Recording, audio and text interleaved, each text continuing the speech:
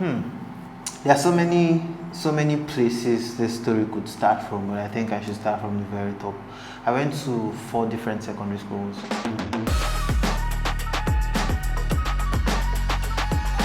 I started with the government secondary school. After the first normal junior work and all that, I moved to a private school.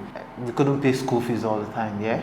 So when they chase you for school fees to some extent, you move to another school.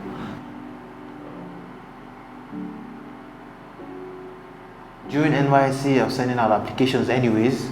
I mean, even though I knew I didn't want to build a career out of this, I had to start from somewhere. So I was sending out applications and all that. I got only 2 responses. Like, it felt like I did not know what was going to happen next. I couldn't plan anything. I couldn't do anything. All I did was hope and pray that things would work out. Nobody can slander people who are depressed and suicidal around me, because I've come to see how it is very possible to get to those points. Yeah, I didn't get there. It was a tough period. It was a very tough period. It was either I got a job or I was going to suffer. My mom was done with, she had retired. My dad was my community leader. I think their reactions were more about, you studied engineering, what is this thing you're going to do in Lagos? When I told them it's online, it's like, I don't understand. We sent you to school for how many years? 5 years. You did engineering for 5 years. You spent 4 years trying to get into school. So basically you spent 9 years pursuing an engineering degree and you're saying communication, marketing. My uncle, I love him, he basically sent me to school. He laughed that you will soon come back. Inside my mind I was like, nothing. This house, don't you make me come back to this house. Eventually, I thought, you know what, let me just go to Lagos anyways. So I packed my bag and everything, and I took a bus and I went to Lagos. I went to this interview without having a clue what this company does. I talk a lot. I know how to act like I'm making sense when I'm not making sense. But he saw through the whole charade and everything, and he wasn't convinced. He gave me assignment.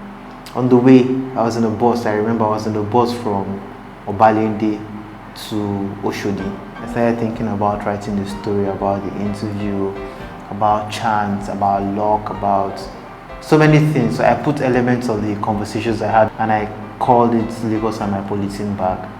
So I wrote that story, I published, he called me. These are his exact words. You've won. Come to the office. Let's talk about what role you're going to take. I spent the next couple of days reading up about digital marketing. That was when I now prepared for a proper interview. I haven't cut my hair. The first time I went, I didn't cut my hair. Wore my best shirt. And after the whole conversation, we talked about salaries. And I got in and I understudied basically everyone. And yeah, I knew for sure that I was going to stay in Lagos.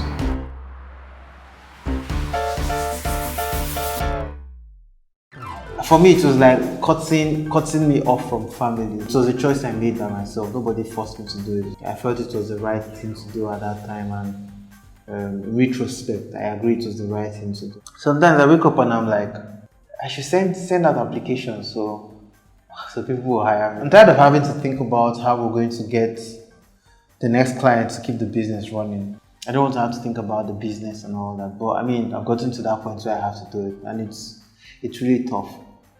Leaving that comfort of a guaranteed salary every month was a tough, very, very, very tough decision.